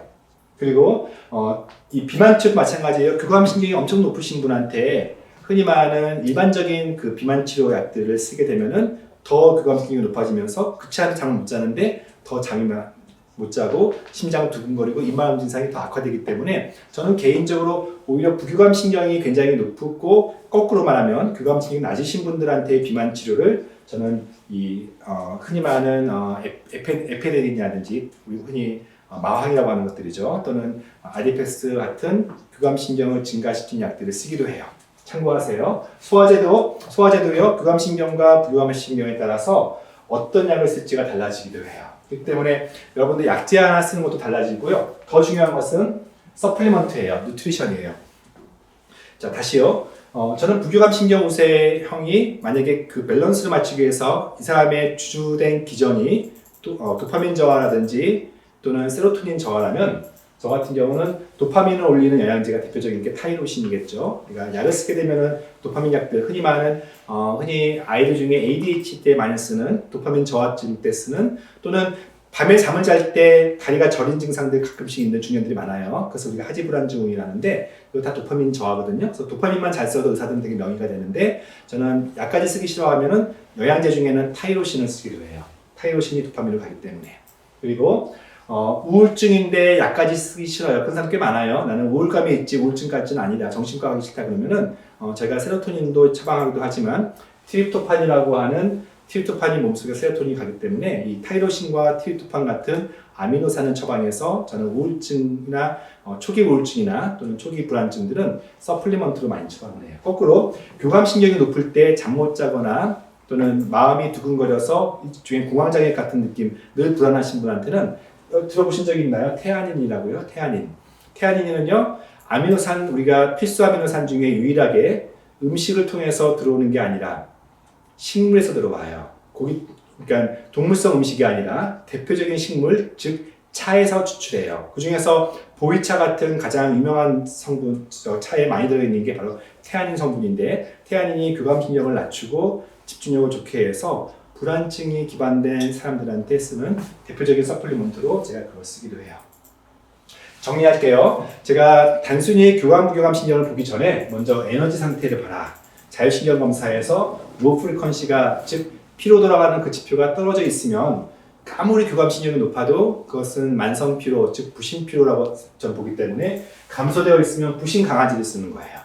또는 피로가 주증상인 게 핵심이기 때문에 제가 언젠가 한번 이야기할 미토콘드리아 기능 개선제를 쓰는 거예요. 여러분들 다 아시죠? 마그네슘과 또는 홍삼, 인삼, DHA 호르몬, 저희 쪽에서는 AD-프로테 또는 미토콘드리아 기능 개선제 비타민 1, 2, 3, 5, 알파 리포산 같은 걸 쓰기도 하고 코엔자임 Q10 등등을 쓰기도 해요. 마그네슘은 둘 다 강화시켜요.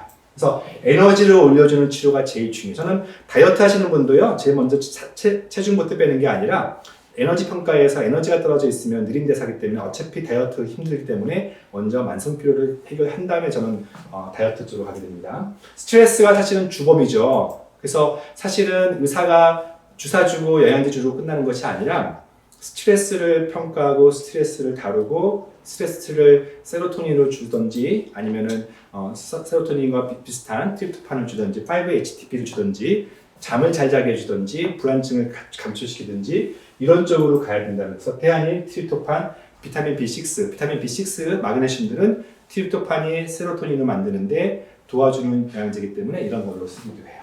교감신경 오세 때 또 부교감신경 오세 때 쓰는 미네랄들이 조금씩 달라요. 여러분들 칼슘과 마그네슘이 혈압을 안정시키는 거 아세요? 그래서 칼슘과 마그네슘은 여성 미네랄이라고 불러요. 그래서 교감신경 오세 때는 칼슘, 마그네슘을 좀 더 강하게 쓰고요. 부교감신경 오세 때는 거꾸로 자 떨어져 있으니까 교감신경 올려야 되겠죠. 뭘로 올리겠습니까? 대표적인 게 요오드예요. 그렇죠? 요오드 쓰면 여러분들 마치 부교감신경 오세는 다른 말로 하면 교감신경 떨어져 있는 경우는 갑상선 기능 저하랑 비슷하기 때문에 요오드 쓰고 아연 쓰고 자 부교감신경 오세 중에 굴이 높으신 분들이 많거든요. 부신 기능 저하니까 기량제인 아연을 쓰기도 하고요. 그래서 가끔씩 에너지 업 또는 에너지 밸런스라고 하는 그 녹십자 웰빙 제품들이 타겟이 같은 조합 비타민이어도 칼슘 또는 마그네슘 구리가 높은지 또는 아연과 남성 미네랄들인 요오드가 높은지가 차이가 있기 때문에 같은 조합 비타민이어도 자율신경과 매칭시키는 것도 방법이에요. 자, 이제 정말 마지막으로 케이스 보여드릴게요. 수험생, 스트레스 많은 수험생, 수능 전과 수능 후에가 극단적으로 다르죠. 이것은 제가 그 마인드인이라고 해서 그 스트레스를 평가하는 또 하나의 지표인 얼굴 근육 돌림 데이터 가지고 이렇게 수능 전과 수능 후가 집중도 또는 스트레스 지수가 차이가 나고 심지어는 매력, 자존감 떨어져 있는 것도 평가가 돼서 저한테 오면은요 환자가 거짓말을 못해요. 괜찮은 자신감 뿜뿜 있는 사람도 검사를 해보니까 자존감 떨어져 있고 사실은 진짜 문제를 발견하는 도구로 제가 이런 검사를 하기도 하고요. 자, 케이스 2 아마 여러분들 많이 있을 거예요. 48세 여자고요. 피로감과 집중력 저하를 또 브레인 포기라고 하는 머리가 맑지 않은 증상인데 문제는 이분이 48세인데 부동산 관련된 자격증 시험을 준비하고 있었어요. 코디스 시험인데 도무지 외워지지가 않아요. 여러분과 제가 비슷한 경험을 하실 거예요. 도무지 저희 중년들은 외워지지가 않아요. 왕년에 내가 어땠는데 이러면서 외워지지가 않아요. 그런 사람이 집중도 안 되고 피곤하고 추위타고 이러면서 저한테 왔어요.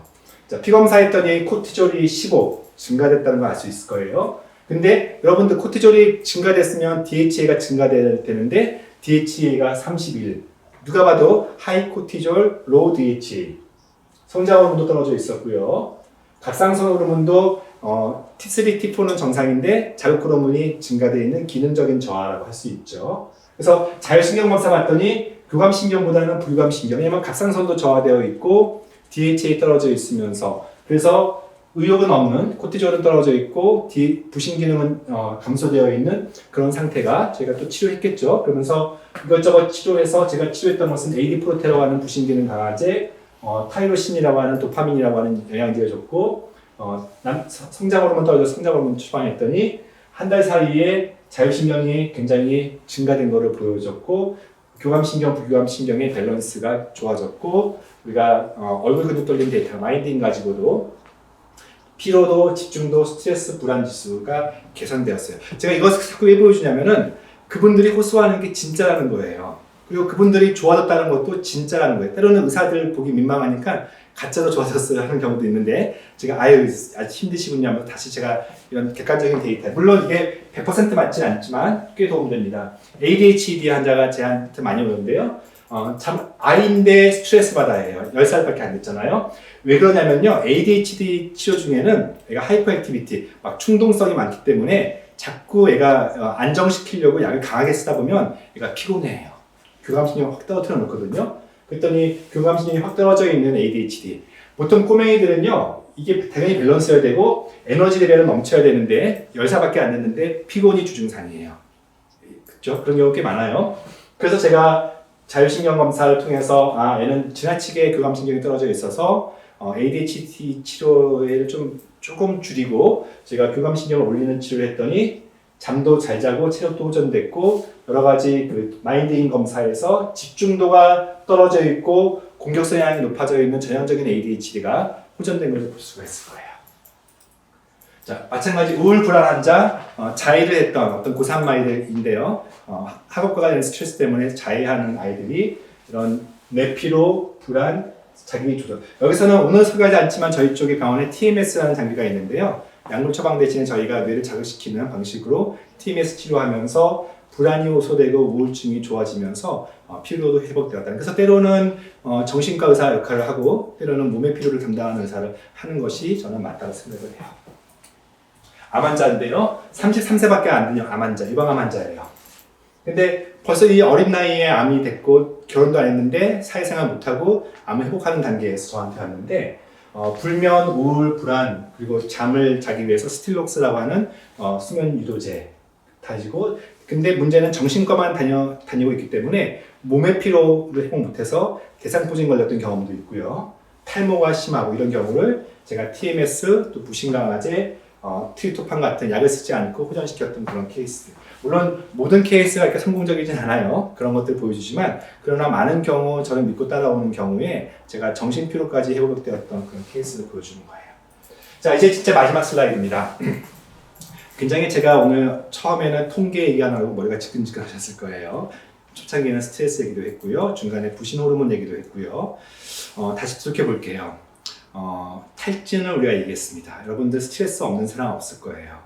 즐거운 스트레스도 있어요. 제가 오늘 5가지만 강조할게요. 여러분들 꼭 기억하실 게 스트레스가 나쁜 것만은 아니다. 좋은 스트레스도 있다. 오히려 난 스트레스가 없어요 라고 말하시는 분들 스트레스가 무서운 분들 스트레스를 물론 회피하는 건 좋은 방법이에요. 그러나 때로는 도전해야 될 때 뒤로 물러서시면서 스트레스가 없다고는 하지만 다 기억하고 있는 그런 분들에게 스트레스를 너무 무서워하지 말라는 얘기를 해요. 제가 이 얘기 같이 말씀드릴게요. 스트레스의 분산과 축소. 자, 또 다시 우리 대표님, 스트레스가 진짜 많은 사람은요, 저한테 스트레스가 몇 개 있다고 호소할까요? 한 개 있다고 생각할까요? 여러 개 있다고 해요. 이것도 스트레스, 저것도 스트레스.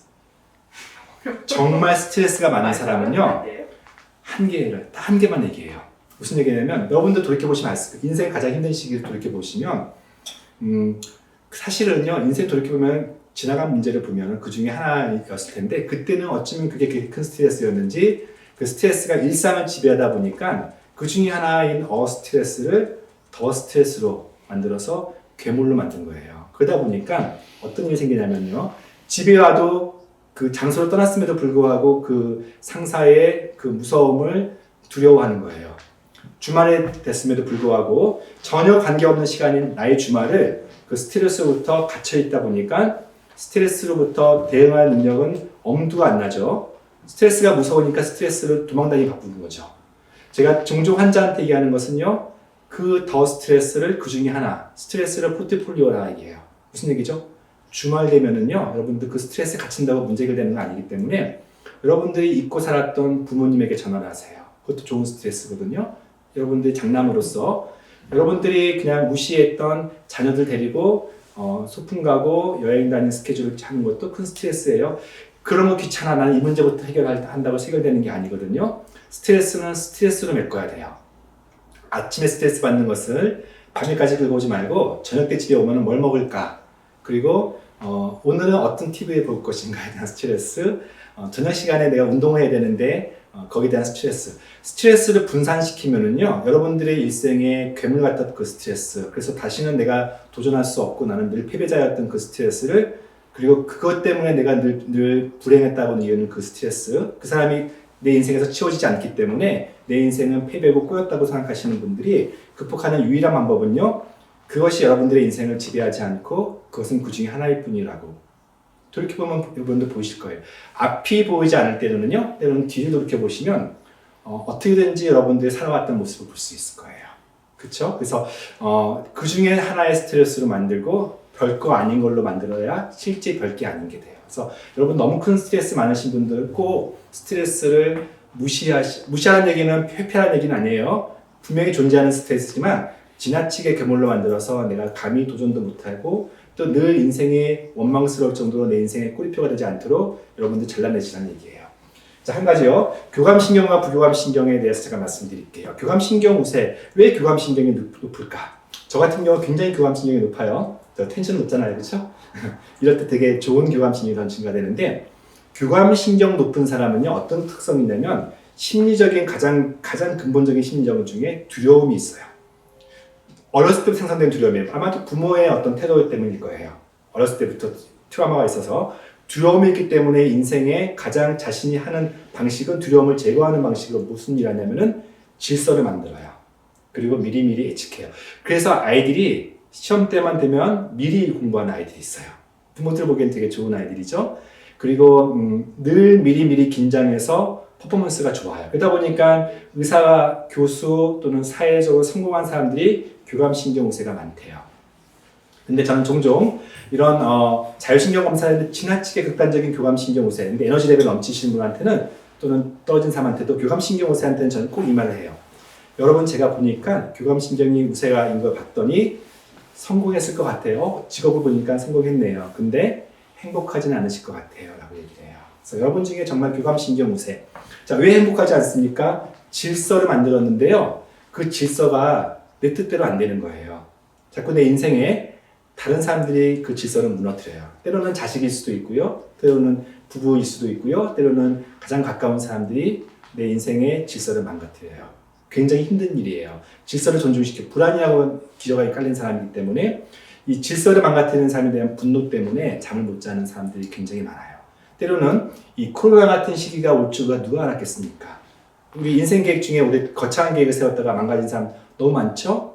그래서 제가 이 인간이 경험하는 가장 강한 감정은 원통함입니다. 저는 아무리 멋진 CEO여도 또 아무리 많이 공부한 사람도 얼마나 인생이 초라해지는 경험을 제 진료에서 종종 해요. 왜냐하면 그분이 원통함이라는 감정을 갖고 있고 거기서 헤어나지 못하는 순간 그 사람은 더 이상 자신의 인생이 행복하지 않고요. 인생의 나라고 떨어져 있는 경우가 있어요. 근데 그런 게요. 한두 번이 아니고 교감신경 우세는 늘 그래요. 그분들 살고 있는 방식 중에 대표적인 것이 늘 하고 있는 얘기가 그럴 수가. 어떻게 그럴 수가. 어떻게 네가 그럴 수가. 어떻게 그 사람이 어떻게 믿었던 내가 그럴 수가 하면서 어떻게 그럴 수가 하니까 잠을 못 자고 늘 불안하고 또 그럴까 봐 사람을 믿지 못해요. 근데요. 제가 늘 강조하고 격려드리니까 단어 하나 바꾸라는 얘기입니다. 그럴 수가 하지 말고 그럴 수도. 사실은 그럴 수도예요. 별거 아닐 수도 있어요. 나 같으면 더 했을 거예요. 자기 같은 사람이면 더 했을 거라고요. 그래서 그럴 수가를 달고 사는 사람한테 때로는 학생들도 그래요. 제가 그럴 수도 있지. 말 안 듣는 애 때문에 속상해가지고 잠 못 자는 사람들, 특히 엄마들 그럴 수도 있지라고 생각해 보세요. 쉽지 않지만 그냥 대뇌이세요. 교감신경을 쉽게 떨어지는 게 아니에요. 마음의 또는 삶의 애티튜드, 태도가 바뀌어야지만 바뀔 수 있는 어떤 근본적인 문제인 거예요. 스트레스를 대할 때 그럴 수도라고 한번 얘기하고 한 번 뒤로 물러쉬고 심호흡을 하고 잠깐 눈을 감으면 교감신경 안정이 돼요. 오늘은 제가 호흡에 대한 얘기를 많이 안 드렸지만 우리가 심호흡을 할 때 이 미주신경을 자극하기 때문에 교감신경을 자극해요. 그래서 종종 화 정말 엄청나고 계속 플라이트 오브 아이디어, 즉 생각들이 나를 끊임없이 괴롭힐 때 잠깐 눈을 감고 5초간 천천히 숨을 들이쉬고 7초간 최대한 참았다가 8초간 있는 힘껏 숨을 푹 쉬는 578 호흡이라는 게 있습니다. 이 호흡을 하면 1분 동안 3번밖에 숨을 못 쉬어요. 호흡에 집중하게 되면서 이 흉곽을 쓰기 때문에 부교감신경을 자극하면서 교감신경이 떨어지면서 1분에 3번 숨을 쉬는 이런 깊은 호흡이 여러분들에게 도움이 될 겁니다. 자, 두 번째로 부교감신경 우세는요 늘 자신 없어 해요. 그냥 나의 어떤 삶의 반경들을 좋게 만들어서 소심하다는 표현도 많이 듣고 그냥 늘 피곤해 하니까 나는 안 할래 뒤로 물러서시는 분이 있는데 사실은 또 근본적인 어떤 밑바닥에는 도파민의 결여 또는 세로토닌의 저하 때문에 낮은 자존감 그리고 우울감들이 좀 기저에 있는 분들이 많아요. 그래서 이런 분들한테는 정말 제일 중요한 게 바로 자존감이에요. 자존감을 살리지 않으면은요 그 어떤 치료도 잠시 좋아질 뿐이에요. 부교감신경 우세의 모든 삶을 특징화시킬 수는 없지만 저는 어떤 방식으로든지 여러분들의 자존감이 높아지기를 원하고 그런 것을 한 번 정도는 진지하게 고민해 보기 원해요. 저희 클리닉은요 그래서 제가 몸만 치료하는 클리닉이 아니에요. 하다 보면 여러분들이 정신과 의사인가 이렇게 생각할 정도로 사실은 마음을 치료하는데 마음만 가지고도 안 돼요. 세로토닌 처방해 준다고 해서 끝나는 게 아니고 좀 전에 말했던 자존감 문제는 좀 더 깊은 문제예요. 영적인 문제일 수도 있고요.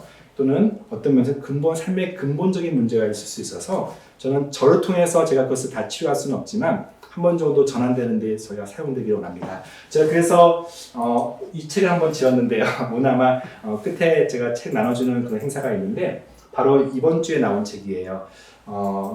인생 오후의 처방전. 물론 여기는 젊으신 분도 있겠지만 아마 저처럼 중년 이후, 오후 2시 이후 사시는 분들이 꽤 많을 텐데요. 인생 오후는요, 성공을 위한 시간이 아니에요. 이제는 산을 내려오면서 행복이라는 것들, 인생 전반전에는 생각하지 못했던 내용들, 산을 급하게 올라갈 때는 쳐다보지 못했던 산에 꽃들도 있었구나, 산에 이렇게 좋은 나무들도 있었고 인생이라는 게 이렇게 사실은 좋았구나라는 것을, 근데 많은 사람들이 인생 후반전에도 행복에 대한 추구보다는 성공에 대한 추구, 근데 성공하지 못한 또는 그것을 잃어버린 자신의 노후의 초라함 때문에 힘들게 살아요. 올라갈 때 속도와 내려갈 때 속도는 달라야 되는데 같은 속도로 내려와서 인생이 종결돼요. 방향 자체가 달라야 되죠. 올라갈 때는 성공을 위해서 올라가나 내려갈 때는 행복을 위해서 내려가야 되는데, 나이 들어 중년 돼서 행복을 위해서 무엇을 할지 몰라요. 행복은 쉽게 오는 게 아닙니다. 노력해야 되고 성공을 위해서 노력하고 공부했고 목표를 삼았던 것처럼 준비해야 올 수 있기 때문에 제가 이 책을 통해서 어떻게 인생 후반부가 행복하게 나이가 들어가는지, 그 중에는 몸의 노화를 얘기도 하고요, 또 정신의 노화도 제가 세로토닌 얘기, 도파민, 자율신경 얘기도 하고요, 세포의 노화인 염증 또는 항산화 또는 심지어는 텔로미어 같은 그런 분자 생물학적 얘기도 많이 해요. 근데 맨 마지막에는 궁극적으로 저의 경험은 영원히 평안하지 않으면 잠시 내가 슬픈 것을 회복시켜도, 몸의 피로를 회복시켜도 영원히 평안하지는 않으면 안 되겠다 싶어서 제가 꼭 여러분들에게 종교 얘기를 하고 싶은 것이 아니라 어떤 종교든지, 그리고 종교가 아니더라도 여러분들이 영원히 진정한 평화를 경험하지 않으면 저희 모든 치료가 헛것이 되는 경우가 많기 때문에 그런 짧지만 되게 얇지만 그런 것을 쓴 책이에요. 저희 병원은 아마 낯서실 거예요. 저희 병원 오라는 얘기는 아니지만 소개만 잠깐 하고 넘어갈게요. 강남 메이저 병원에 저희는 2층에 헬스 에이징이라고 하는 말 그대로 건강한 노화를 위해서 제가 치료하는 것은 말씀드렸던 호르몬, 그리고 미토콘드리아를 저희가 개선시키고, 그리고 마음의 노화를 다스리고 또 체형의 노화, 즉 다이어트를 저희가 도와주기도 하고요. 그래서 항노화 클리닉과 제가 앞서 말했던 유전체를 기반으로 어떤 정밀의학 클리닉을 저희는 하게 되고요. 제가 주로 보는 임상 경험들은 만성 피로, 스트레스 완화, 물론 다이어트와 유전체도 하지만 오늘 주로 얘기가 스트레스와 만성 피로, 그리고 청소년들도 저희가 대치동이다 보니까 너무 많이 망가진 아이들이 많아서 그 아이들에게 장 또는 언젠가 한번 저희가 마이크로바이옴 얘기 많이 했을 거예요. 이 시간을 통해서 장 건강 이런 부분들을 저희가 기능의학적으로 또는 비약물적으로 치료하고요.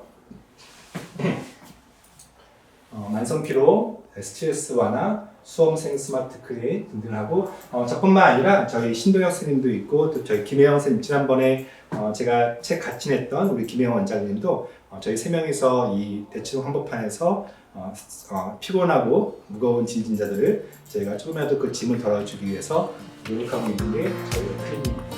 오늘 긴 시간 동안 무려 1시간 반 동안 들어주셔서 영광이고요. 또 감사합니다.